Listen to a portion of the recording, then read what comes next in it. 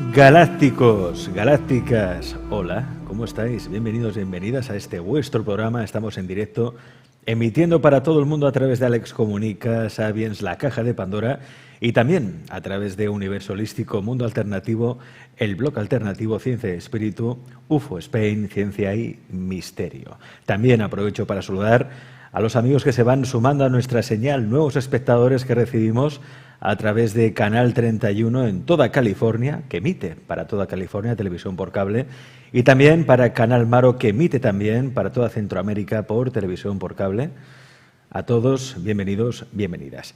Hoy es miércoles, eso quiere decir que es el día de la tertulia Te Veo, esa tertulia en la que todos nos reconocemos, todos nos sentimos, todos nos descubrimos mutuamente, pero hoy además tenemos un programa sensacional, ¿eh? Por una parte la tertulia, pero es que además de la tertulia vamos a tener, apuntad, ¿eh?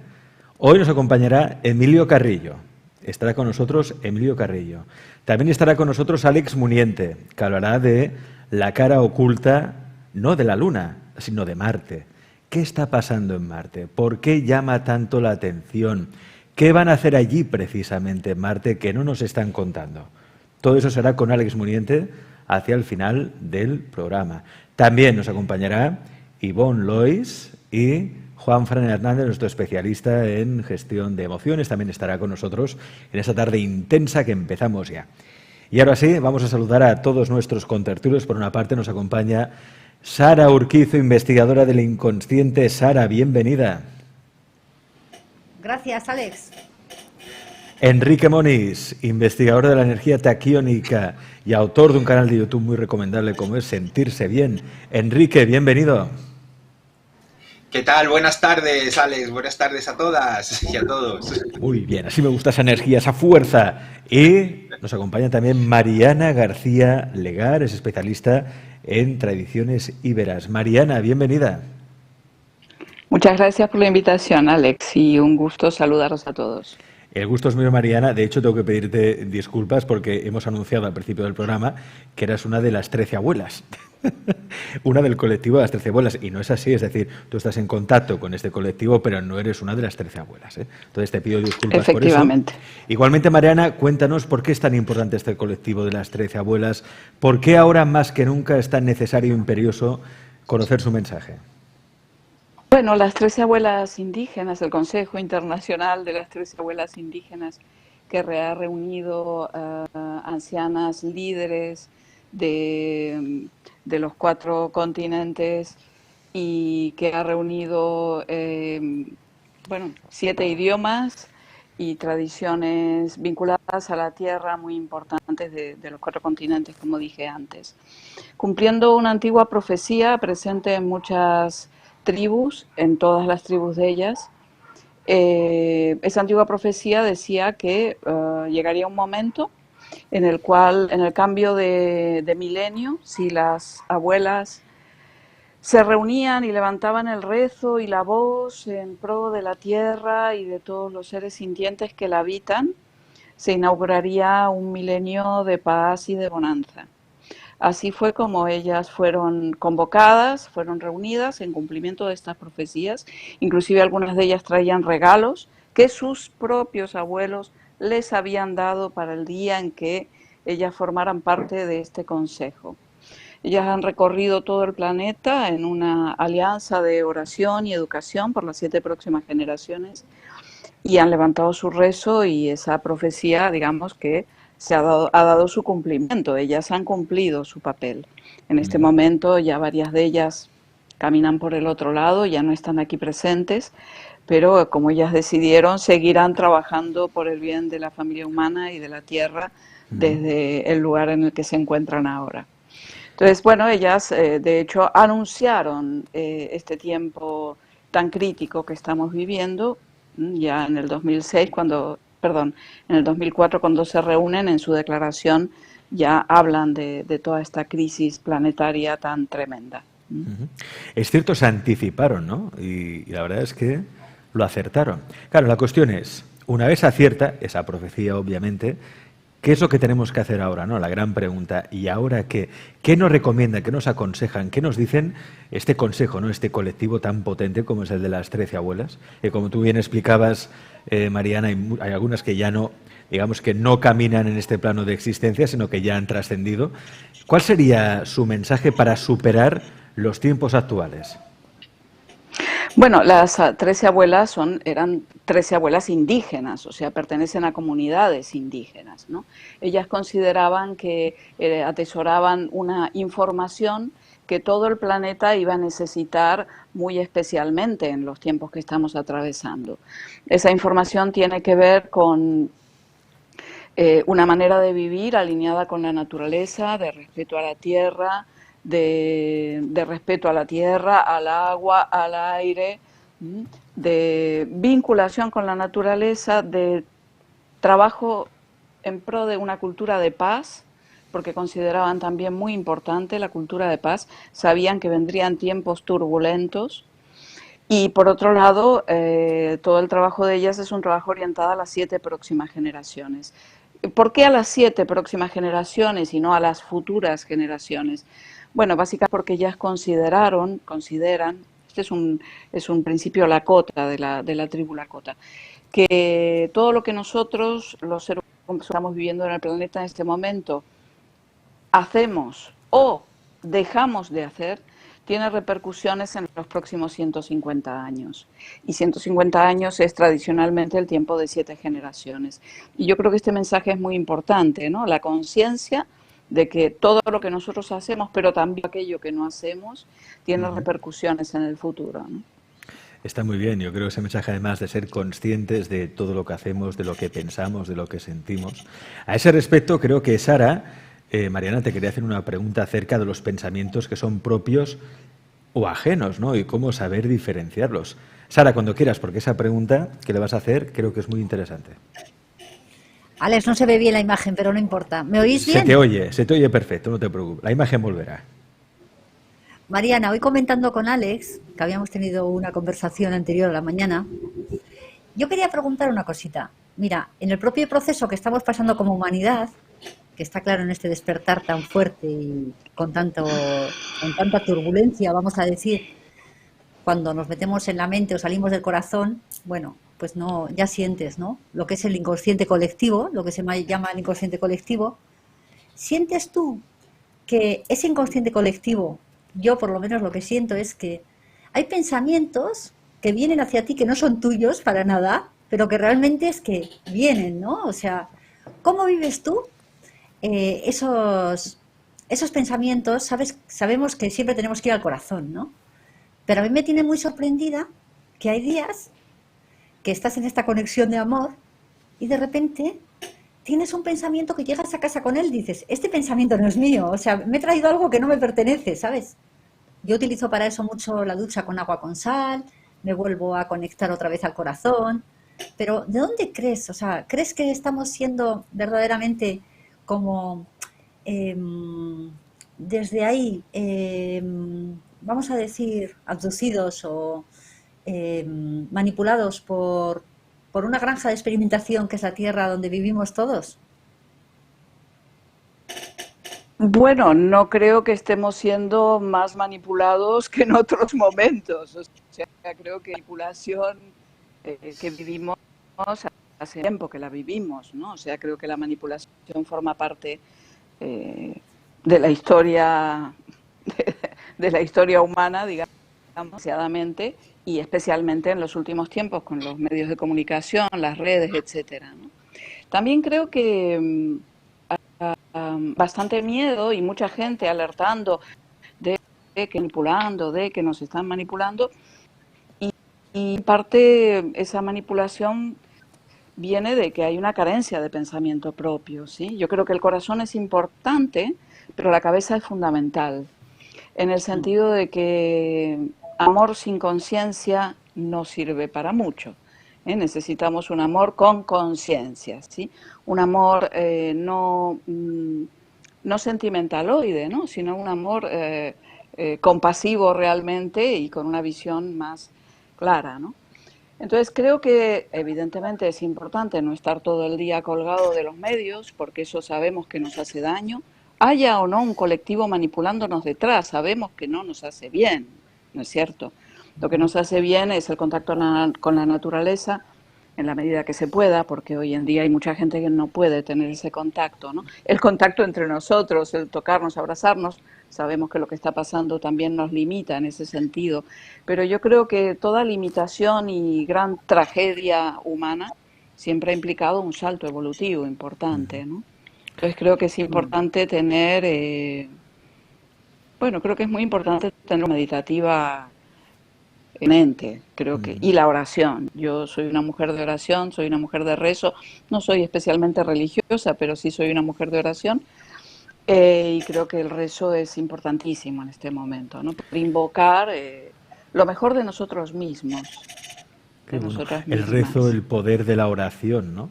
Que puede ser, perfectamente puede ser el Padre Nuestro, es una oración muy poderosa, y también puede ser otras oraciones, también otras tradiciones, otras religiones, ¿no? Ahí está el conocimiento sagrado para ser utilizado. Mariana, o sea, ¿tú no crees que haya extraterrestres o seres o entidades ajenas a nosotros que nos puedan manejar a su antojo, que nos puedan drenar la energía? ¿Tú no crees en eso? Yo no creo nada y creo todo. Sí, no sé cómo decirte, o sea, ni creo ni... pobre de mí, ¿no? O sea, todo puede ser, porque la realidad supera la ficción siempre, ¿no? Pero lo que creo es que a mí personalmente no es un tema que me preocupe, ¿sí? Me preocupa más la falta de conciencia respecto al tema de la paz.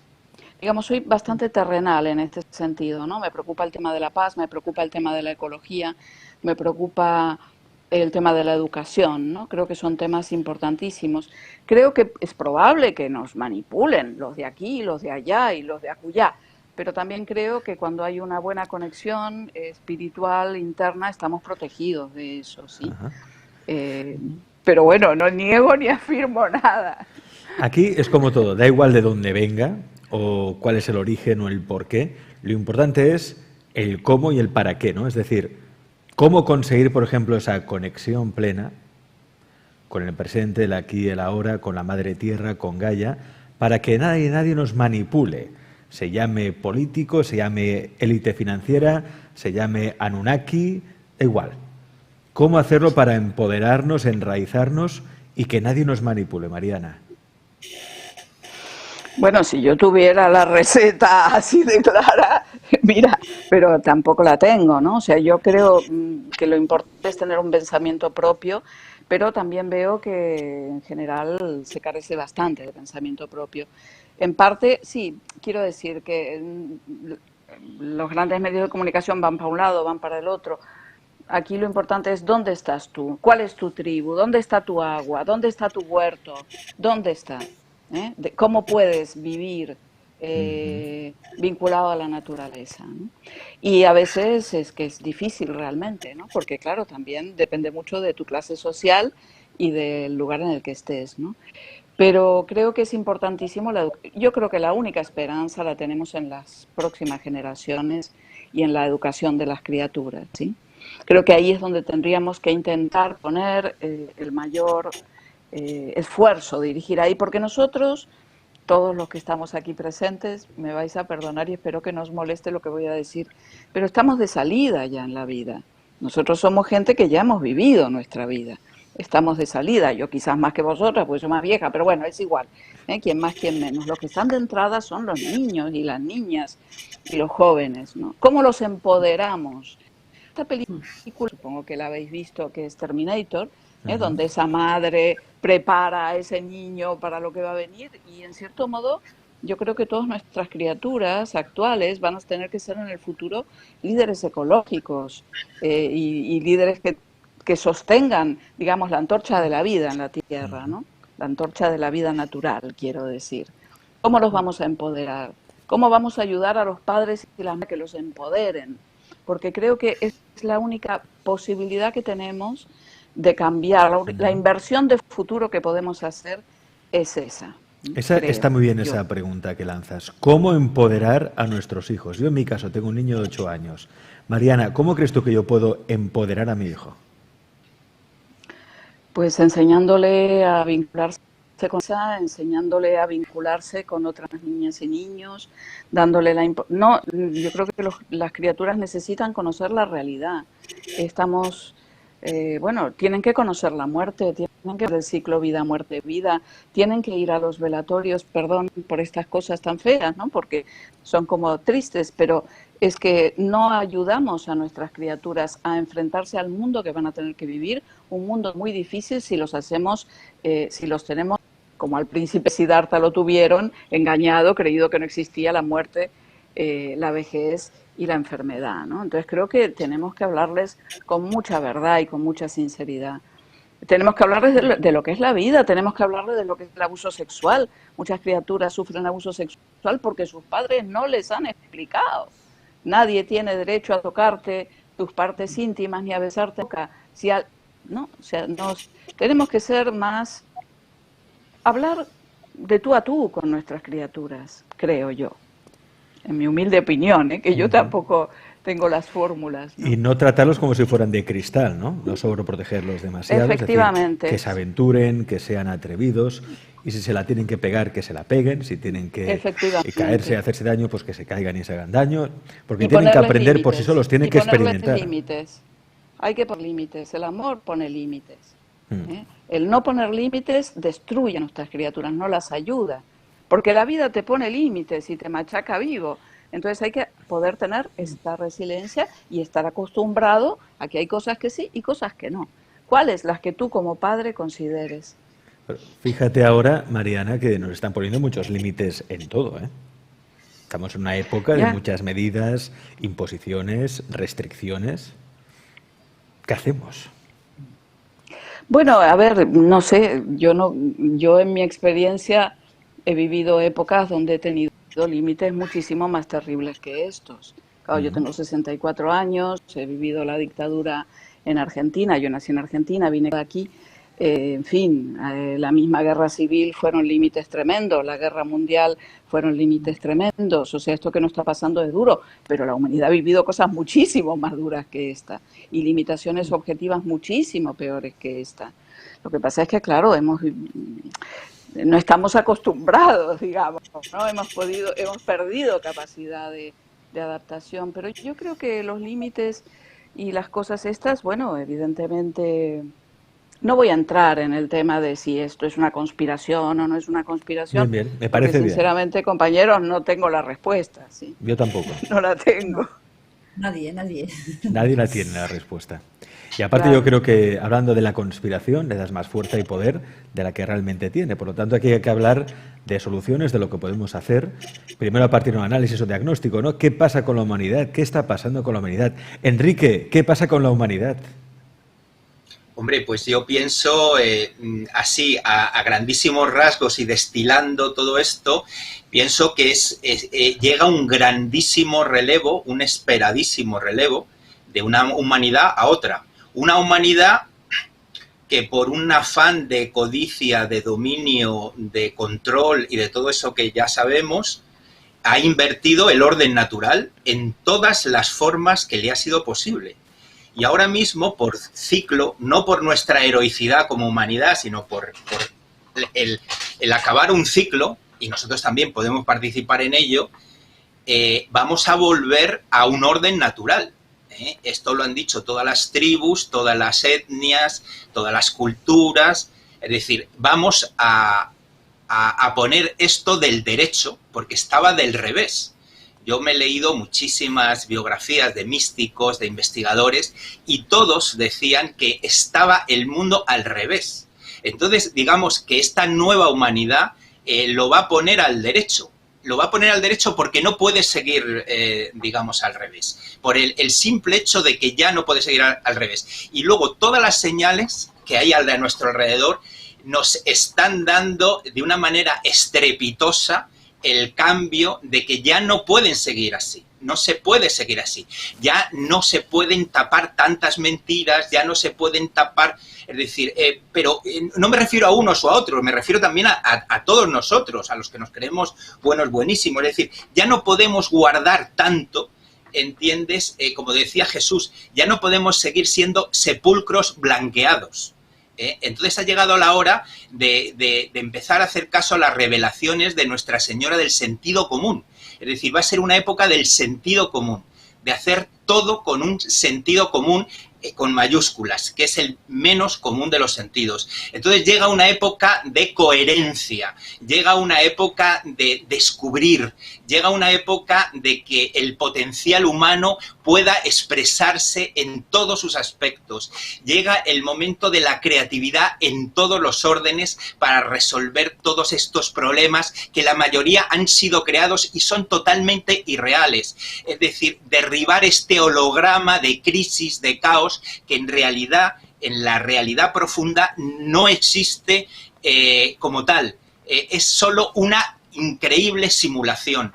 Es decir, en el momento que nosotros, digamos, caigamos dentro de nosotros mismos y recuperemos esa consciencia de sí, que no tiene nada que ver con nuestra personalidad, empezaremos a constatar que tenemos un potencial enorme y que esta humanidad va a quedar a la luz, va a quedar expuesta a la luz y va a poder resolver sus problemas en vez de esconderlos, que es lo que hemos hecho durante 12.000 años. Sara, ¿dónde está la humanidad ahora mismo? ¿Cuál es nuestro presente y nuestro futuro más inminente, por lo que tú ves, lo que tú captas o que canalizas?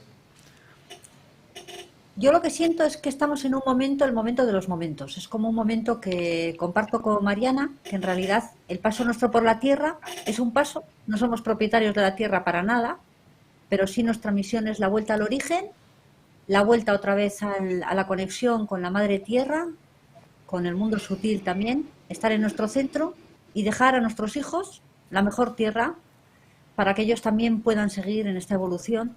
Pero el paso ahora mismo en la humanidad me parece que es un paso impresionante. O sea, sinceramente, me parece un paso grande, donde el humano como tal queda totalmente... El amor es como que te destroza como humano y te recompone como ser humano, ¿no? Y ese proceso de cambio tan profundo como que estás limpiando, no sé si tenéis esa sensación, pero limpiando como memorias antiguas, como unas memorias como el final de los tiempos de esas memorias, ¿sabes? Entonces, bueno, pues creo que el futuro sí está en estos nuevos chavales, en la humanidad, las nuevas generaciones. Y para mí, como madre, además de familia numerosa, de adolescentes y de una niña más pequeña, de todo el grupo, de toda la tribu, bueno, pues lo que practico mucho es la confianza ciega en la vida, la confianza ciega en ellos mismos y también con los límites que ha dicho nuestra hermana Mariana, ¿no? Pero lo más es el momento de los momentos. Hay momentos que caigo en el no sé, ¿eh? O sea, muchas veces caigo en cuestión de la investigación, de mis propias meditaciones. Llega un momento que me encuentro en un abismo que no sé, no lo sé. El futuro no lo sé, solo sé el momento que estoy viviendo ahora mismo, en este mismo instante. No lo sé, Alex, no puedo responder. Sí, quizás se trata de eso también, que manía con querer saber el futuro, lo que va a pasar, esta obsesión que tenemos con las predicciones, las profecías. Cuanto más catastrofista, más atención también nos genera, ¿no? Es decir, ¿por qué no nos centramos en el presente, que es lo único que existe realmente, y a partir de aquí experimentamos la vida y a ver hacia dónde nos lleva? Que a veces la vida te sorprende incluso y puede superar tus expectativas. Que estas otras expectativas que siempre nos coloca en un futuro próximo, cosas que yo debería conseguir, que anhelo, que deseo, pero que te saca de tu centro. Y cuando te sacan de tu centro ya eres carne de cañón y ya te pueden manipular, manejar, llevarte por aquí, por allá. Hacen lo que quieren con vosotros. Por eso, siempre, presente, aquí, ahora. Mariana, ¿tú cómo lo haces para disfrutar el momento presente, para que no te muevan de ese centro? Dime alguna técnica, algún truco, algún secreto. Bueno, yo medito a diario y tampoco pretendo ser perfecta. A veces me saca la situación de mi centro y luego ya regreso, ¿vale? Creo que tenemos que ser humildes en ese sentido. También somos humanos, ¿no es cierto? También hay lugar para la incertidumbre e inclusive para la ansiedad. El momento que estamos viviendo es un momento que genera mucha ansiedad. y miedo inclusive, ¿no? Hay como una especie de tendencia a negar, es como si tener miedo fuera, ¿no? O sea, no, somos humanos y es natural que haya cosas que nos preocupan, que nos asustan, que nos dan miedo. Si negamos esas emociones, les damos más fuerza. Si somos conscientes, podemos acompañarlas y dejarlas pasar, ¿no? Como la nube que pasa por el cielo y luego el cielo vuelve a estar claro. Yo creo que una práctica meditativa es fundamental. Así como la no negación de las emociones que se nos mueven. Eso también creo que es muy importante. Y luego otra cosita que yo quería aportar es, en este momento tan interesante que han descrito aquí nuestros compañeros, claro, es un tránsito, pero los tránsitos tan importantes de la humanidad no son tránsitos de un año o dos. Son tránsitos mucho más largos, porque el tiempo histórico no es el tiempo de la vida humana. Entonces creo que es importante también una crianza en el futuro y la aceptación de que aquello que estamos sembrando probablemente no vamos a ver sus resultados. Y eso no tiene importancia, ¿eh? Lo verán nuestros hijos, nuestros nietos, probablemente nosotros no. Entonces que no nos decepcionemos ante eso, sino que podamos sembrar con esa renuncia implícita. Me encanta porque en cierta manera es lo que yo procuro hacer. Y es cierto, tampoco nos fustiguemos y nos castiguemos porque a veces salgamos de nuestro centro o podamos discutir con la pareja o discutir con alguien. La cuestión es que luego volvamos a nuestro centro. Pero que es normal salirse del centro, somos humanos, no somos robots. Y no hay que fustigarse por eso. Y no por salir del centro bajas escalones en el ranking de espiritualidad, ni mucho menos, ¿no? Que parece que uno al ser espiritual no puede enfadarse ni puede tener sangre en las venas, ¿no? Ya que si uno tiene sangre en las venas y te enfadas, pues enfádate. Ahora que ese enfado tampoco te dure mucho, es decir, que no te instales en el enfado, que eso a veces pasa, que somos adictos a las emociones, somos yonkis de las emociones y nos encanta a veces estar cabreados, o estar enfadados, o estar celosos, o envidiosos. Parece que no, pero es como si nos gustara sentir aquello. Es una cosa muy extraña. No sé si os pasa a vosotros, que a veces incluso estás triste, pero encuentras como cierto consuelo en la tristeza, ¿no? Porque cuando uno saborea las emociones, pues vamos a saborearlas, ¿no? Pero claro, a veces te pasas saboreando esas emociones y te instalas ahí y ya no sales de ahí. No sé si quizá me he ido un poco de la conversación, pero... No, sí. Bueno, es que lo que estás diciendo lo describe perfectamente Eckhart Tolle y le llama cuerpo-dolor. Es una adicción al dolor, Sí. que cada uno tiene una visión. Unas es una adicción al dolor y punto. Otras estás alimentando, digamos, con tu dolor a otras entidades que no tienen nada que ver contigo porque no son humanas. Entonces entonces a los psicólogos les da mucho repelús esto, y entonces dice que son energías, otros hablan de programación, cada uno habla según su percepción, ¿entiendes? Entonces, bueno, si hablas con un chamán los ve y te dice el color que tienen de los ojos. Pero si hablas con un psicólogo te dirá que son influencias tal, si toda la medicina primitiva de China, de Oriente y de Occidente estaban totalmente de acuerdo en que estos malestares humanos estaban alentados, nutridos por seres que no son humanos. Y nosotros les llamamos medicina primitiva por el hecho de que tenemos antibióticos, ¿no? Y estamos muy orgullosos, y el hecho de tener antibióticos y un montón de medicamentos hace que todos estos seres desaparezcan en un pispás. Entonces, digamos que hay una adicción al dolor debida a la parasitación. Yo me he dedicado muchos años de mi vida a estudiar el fenómeno en mí mismo y en los demás. Y parece que los chinos, que los indios, que los africanos tenían toda la razón.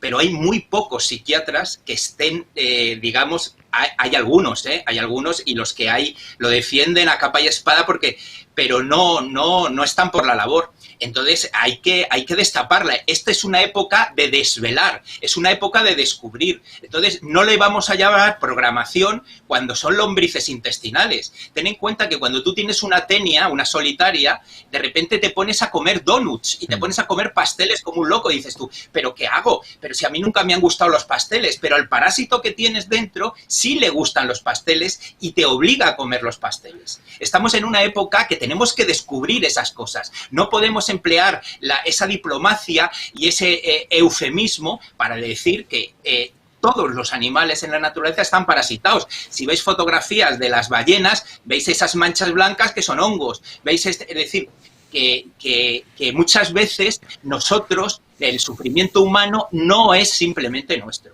Está alentado por otras, digamos, circunstancias.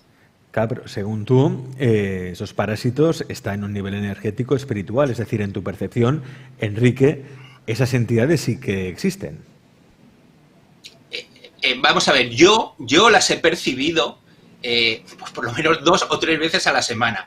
Conozco a mucha gente, pero claro, los que percibían eran o bien chamanes iniciadísimos en mitad de tribus o tribus ancestrales, pero ahora mismo resulta que Occidente se ha abierto a una revisión, a decir, esto de los antibióticos y de nuestra biología y de nuestra psicología lo explica absolutamente todo. No lo explica absolutamente todo. Y ahora estamos viendo gente occidental que está teniendo experiencias personales, porque aquí no vale, aquí no hay microscopios para mirar esto. Tienes que adentrarte en otras dimensiones para verlo y preguntar y indagar y cotejar con otras personas. Y te das cuenta que todas estas medicinas malísimamente llamadas primitivas están mucho más avanzadas que la nuestra. Pero ¿cuál sería entonces el límite, Enrique, entre la alucinación y la realidad? No te lo puedo decir porque depende de cada cual. Depende de cada cual. Es decir, ¿cómo sabemos hay personas que lo que estamos viendo es real y no es una alucinación de la mente? Es una buena pregunta. Yo no te lo puedo contestar. Yo te puedo decir lo que hago yo. Es decir, de repente empiezas a sentirte mal, empiezas a sentirte fatal y entonces lo que haces es lo que hacen los budistas, que se llama percepción, pensamiento, sentimiento y acción contrarias. Haces todo lo contrario y ves que de repente pasas de un extremo al otro. No queda nada de tristeza ni nada, como un interruptor de la luz. Y dices tú, entonces esto no era mío. Si esto se puede cortar tan de repente, esto no era mío. Y ves que la mayor parte de tu dolor y de tu sufrimiento, no te digo que la produzcan ellos, sino que la alientan y la exageran. Ellos, su función es magnificar lo que ya te está ocurriendo. Es decir, yo de repente me caigo y me doy un golpe en una rodilla. Entonces, digamos, estas influencias lo que hacen es recordarte lo patoso que eres, la cantidad de veces que te has caído, algunas veces te has podido matar, que eres un inútil, y de un golpe en la rodilla de repente entras como en un abismo que diciendo, pero esto ¿a santo de qué? Y ese recrearse es lo que tú dices. Es decir, ellos te crean como una especie de trenecito lleno de vagones que por analogía van recordándote, magnificando, digamos, lo que te está ocurriendo. Está muy bien esto que dice Enrique, porque si realmente existieran, o si realmente existen, no son quienes provocan tu sufrimiento. Lo que hacen es, en todo caso, magnificarlo, aumentarlo. Eso está muy bien. ¿Por qué? Porque el poder siempre lo sigues teniendo tú. Eso creo que es lo importante, que a veces cuando se habla de estos temas, de entidades, parásitos y demás, parece que tú no tienes ningún poder y que depende de si vienes espíritu, eso te posee, entonces te crea esto o esa situación. No, el poder siempre lo tienes tú. Lo que hacen, en todo caso, estas entidades es magnificar o aumentar. Pero el poder lo tienes tú, por lo tanto tú tienes el poder también de dejar de sufrir. Tienes el poder de sentirte en paz, de sentirte abundante, de sentirte en amor, por mucho que no lo quieran esas entidades, espíritus, parásitos, llamadlo como queráis. Es decir, el poder siempre lo tiene uno mismo, Enrique. Efectivamente, efectivamente. Y, por ejemplo, si nosotros nos ponemos en plan víctima, que era lo que tú decías, vamos a convertirnos en una víctima y vamos a atraer a muchos más. Pero si, en cambio, nos lo tomamos como un entrenador muy exigente, que no nos deja ni a sol ni a sombra y que va a exigir de nosotros una impecabilidad, una coherencia en nuestra vida, de lo que percibimos, lo que sentimos, lo que hacemos tenga coherencia, entonces estas influencias lo que hacen son un acelerador de nuestra evolución personal, de nuestro crecimiento, de nuestra impecabilidad. Esa sería la palabra, impecabilidad. Ellos odian la impecabilidad, odian la coherencia. Cuando tú eres coherente contigo mismo, ese es el blindaje mayor. Y luego el tener ese silencio interno, que es lo más poderoso que hay, ¿no? Le preguntaron a la Madre Teresa de Calcuta que de dónde sacaba ese poder tan inmenso, alguien tan pequeño, para luchar contra todo lo que estaba luchando. Y dijo ella que, sin lugar a dudas, toda esa fuerza la sacaba del silencio. Muchas veces tenemos un run run, una vocecita que nos está contando cosas que creemos que es nuestra voz y no es nuestra voz. Yo pido a la gente que quiera indagar que practique esto, es decir, que escuche esa voz y vea si está a favor o está en contra, porque la mayoría de estos mensajes son muy, muy limitadores. Entonces, el silencio es el disolvente universal para que esa maniobra en la oscuridad, que ellos emplean siempre para vencerte, ese lenguaje interno. Te hablan susurrándote al oído, insinuándote una serie de cosas. Y tú, en el momento que te identificas y dices, esa voz es mía, esa identificación te lleva ya a ese sufrimiento. Entonces, lo que hay que hacer es poder ver que esa voz no tiene nada que ver contigo, guardar silencio, tomar una determinación legítima, soberana, y hacer lo que te plazca al margen de lo que te diga la vocecita. Tengo, Enrique, Sara, María, tengo varias preguntas para vosotros. Tengo una, voy a la que creo que es más urgente, porque estoy seguro que la podéis ayudar. María Lidia Martínez dice: hacía muchos meses que no sentía dolor ni cansancio. Me acaban de diagnosticar fibromialgia. Ahora me duele hasta el alma. ¿Cómo hacer para volver a vivir con esa energía positiva que experimenté tan feliz? Quien quiera, de los tres. ¿Qué le podemos decir a María Lidia? Yo le aconsejaría, como primera medida, una rendición a lo que le está ocurriendo sin límites. Es decir, normalmente la fibromialgia viene porque te has pasado de rosca, porque has llegado a una actividad frenética que no te deja ver cuál es tu verdadero objetivo. O sea, una actividad que te ha desviado. Entonces, la fibromialgia, digamos, el sentido profundo espiritual que tiene es pararte, hacerte que te rindas y dejar que ese objetivo totalmente legítimo emerja. Entonces, ante todo, yo me acuerdo que traté a una persona con fibromialgia y la intuición me decía, mientras estaba con esta persona, me decía la intuición: pídele que descanse en su descanso, que descanse en su descanso, o sea, que vea que ese cansancio puede llegar a ser una bendición, es decir, cambiar de juicio, en vez de tomárselo como una condena y lo peor que le puede pasar, decir, este descanso tiene algo de legítimo, este descanso me va a llevar a mi verdadero camino. Entonces, en cuanto hay un cambio de ese juicio, de esa expectativa, empieza a cambiar todo el campo energético. Entonces, yo le aconsejaría que se rindiera totalmente, que descansara en el descanso profundamente un día tras otro y que se dejara sorprender por lo que posiblemente empiece a aflorar y tenga, como decía Zubiri, ¿no?, la verdad verdea, y pueda empezar a ver una verdad que a lo mejor todavía no le ha prestado atención en toda su biografía. Mariana, ¿qué le podríamos decir a nuestra amiga? ¿Qué le podría recomendar? No sé. Bueno, me ha parecido muy bueno el consejo que le acaba de dar él, y yo añadiría también, vivimos en una cultura de donde la hiperactividad está sumamente valorada, ¿no es cierto? O sea, el dinamismo, el optimismo, la actividad, el deporte, o sea, toda esta, es como que la cultura se ha balanceado hacia un lado, ¿no?, de la polaridad, hacia el lado más activo, hacia el lado más masculino también, no en el sentido de los hombres, sino de la polaridad masculina. Y está como mal visto descansar. Y descansar es esencial, porque si no descansamos no podemos seguir adelante, no podemos tener una actividad intensa. Pensemos que el descanso es análogo, por ejemplo, al invierno. ¿Qué está pasando en el planeta? El calentamiento global nos lleva hacia un eterno verano. El verano es un momento de florecer de la vida y, sin embargo, el eterno verano conduce a la muerte, porque si hay una ansia de la polaridad no podemos funcionar bien. Entonces, ella misma ha dicho, antes estaba, no me acuerdo exactamente tus palabras, pero estaba siempre dinámica y nunca estaba cansada y ahora está agotada.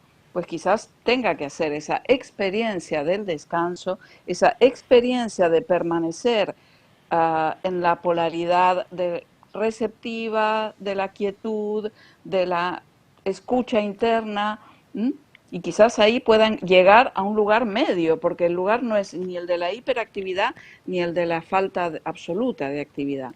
Tiene que encontrar el camino de en medio, ¿verdad? Y la única manera es, como bien decía el compañero, la aceptación total de lo que la vida le trae, porque la vida nos trae aquello que necesitamos caminar y aprender. Si tú no paras y necesitas parar, no te preocupes que la vida te va a parar, ¿no? Y esto lo hemos vivido muchos, ¿eh? Yo, por ejemplo, también recuerdo una vez que tuve una lesión muy fuerte, incluso estuve a punto de operarme del menisco, al final me pude salvar de esa operación, pero era un momento de mi vida que tenía, que no paraba, iba de aquí para allá, hacía muchísimas cosas y al final la vida pues me decidió parar y estuve 3 meses prácticamente que no hice absolutamente nada, ¿no? Estuve 3 meses ahí tirado que no hacía nada. Entonces, a veces la vida te envía esos mensajes y está muy bien lo que decía por una parte María, pero también lo que decía Enrique de rendirse, ¿no? Rendirse a disfrutar, disfrutar de la experiencia y a ver qué surge a partir de aquí. Sara, ¿qué le podemos decir a nuestra amiga?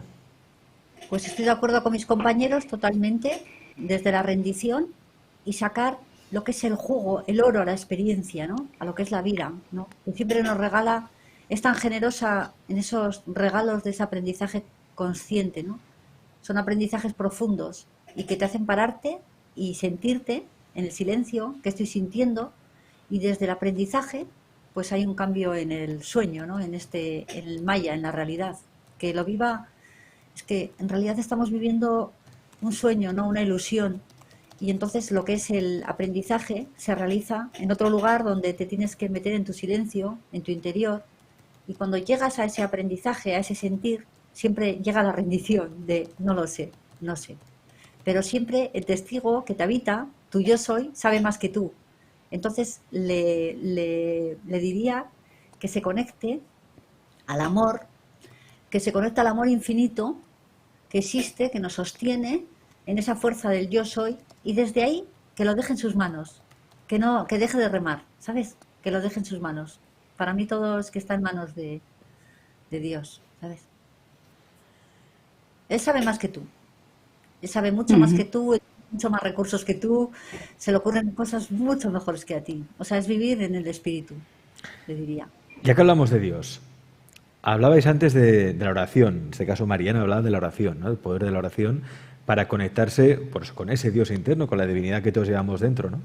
Sea el Dios, no estamos hablando del Dios católico, el Dios, no. Hablamos de esa parte nuestra que es divina, esa parte que nos hace que seamos como semillas estelares, bueno, aquello que, nuestra esencia, por llamarlo de alguna manera, ¿no? Explicadme vosotros, ¿cómo entráis en contacto con esa divinidad? ¿A través de alguna oración? ¿Qué oración? Yo, por ejemplo, a veces, cuando lo necesito, recito el Padre Nuestro para mí, es algo que heredé de mi padre, él cada día antes de ir a dormir, y no era creyente ni mucho menos, pero la oración del Padre Nuestro le servía pues para entrar en sí mismo, para conectarse, para experimentar la paz, la serenidad. Y yo a veces lo hago y me pasa lo mismo con él, pero bueno, cada cual tiene su oración. En tu caso, Mariana, ¿cuál es tu oración?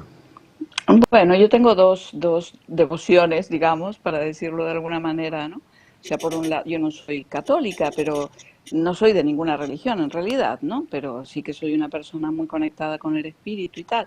Yo, por un lado, tengo una práctica a Tara, la madre de todos los Budas, que son unas prácticas tradicionales que recibí, que me transmitieron maestros lamas que hemos tenido la suerte de tener en esta tierra, en nuestro país. Y luego también María, la Virgen María. He ido recopilando oraciones a lo largo de mi vida y, bueno, de hecho tengo un devocionario publicado, devocionario de María, y yo rezo prácticamente a diario. Es raro, ¿no? Porque la gente dice, pero ¿cómo le rezas a María?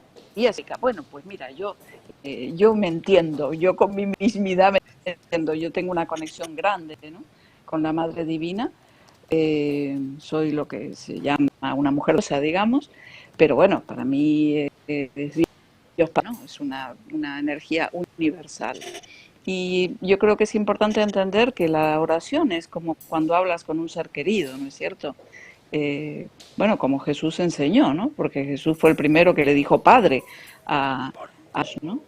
Entonces, es un diálogo de amor interno entre tú y aquello que consideras más grande que tú.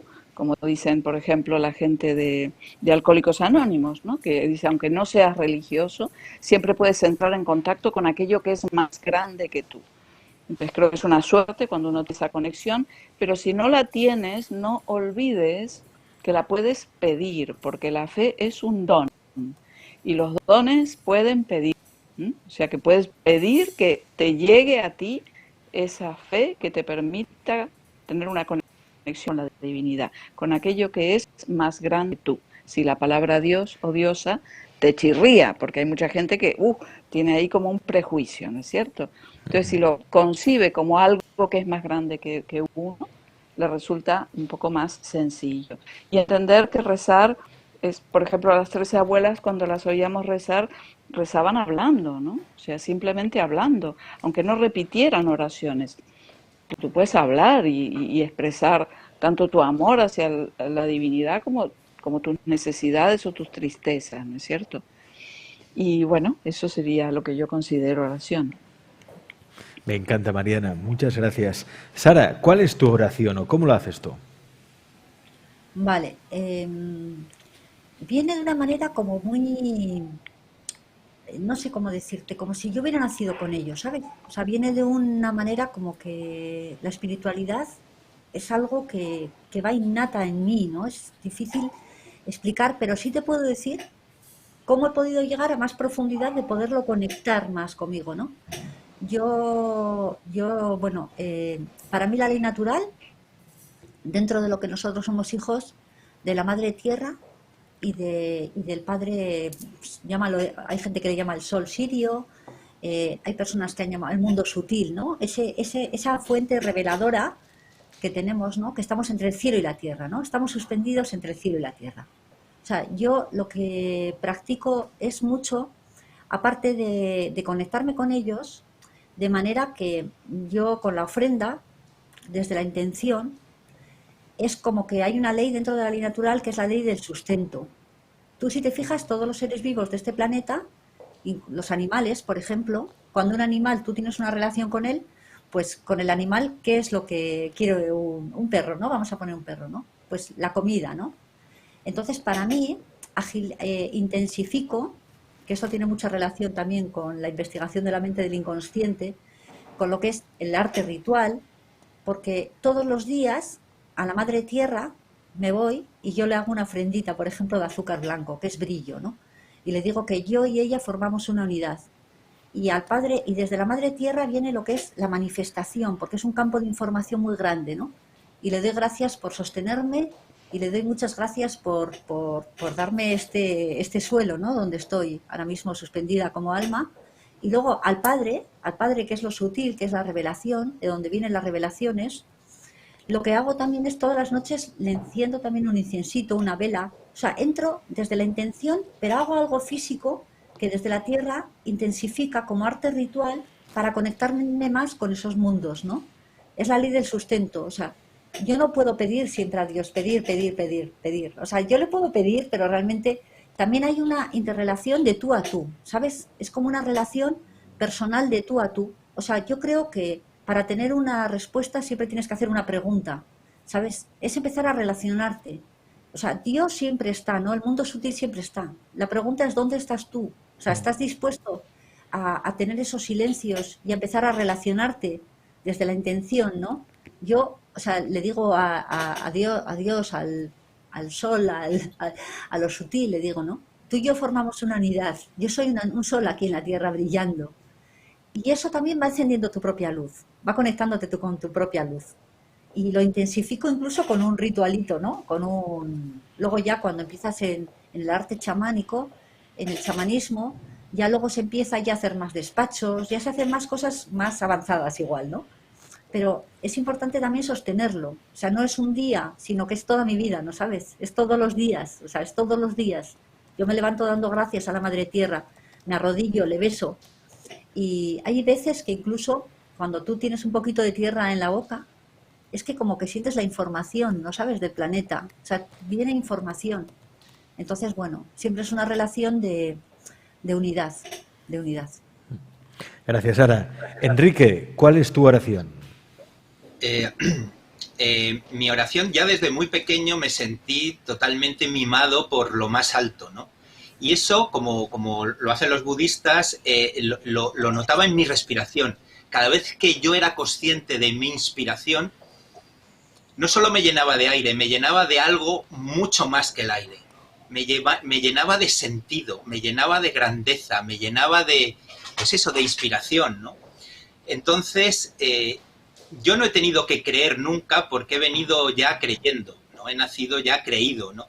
Yo siempre creo que el creador vive siempre dentro de su creación. Yo creo que los árboles, los bosques, las personas, los animales tienen en su centro al creador totalmente palpitante, ¿no? Y yo vivo con eso, ¿no? Y he tratado de sacralizar toda mi vida y convertirla en una oración. Cuando me cepillo los dientes, cuando me ducho, yo cuando me levanto por la mañana lo primero que hago es descalzarme y pisar la hierba. Paseo alrededor de la casa pisando la hierba. Luego meto el sol interno recorriéndome toda la médula ósea, pero todo como en un agradecimiento, y para poderlo fijar es una oración que se respira, es una oración que impregna cada una de mis células, no se queda en un golpe mental o emocional. Yo necesito eso, en ese sentido soy muy, muy budista, y los cristianos primitivos también lo hacían, que era meter el neuma, meter el espíritu dentro de cada célula, en el torrente sanguíneo. Es decir, digamos que este espíritu tiene una parte sutil que nosotros podemos sentir, y está en la respiración. Por eso todo nuestro lenguaje está lleno de expresiones de me siento totalmente inspirado. Esa grandeza está totalmente en nuestra mano, y nadie la utiliza, muy poca gente la utiliza. El hecho de respirar es el hecho de sentir, y el hecho de sentir es el hecho de sentirse, y cuando tú te sientes profundamente, le sientes a él. Ten en cuenta que lo más bonito de la mística es que tu íntimo corazón y el corazón de Dios es uno y el mismo. Sara, Enrique, Mariana, gracias por estar hoy en la tertulia, gracias por aportar siempre tanto todos los miércoles. Sara, Enrique, Mariana, gracias. Cuidaos mucho.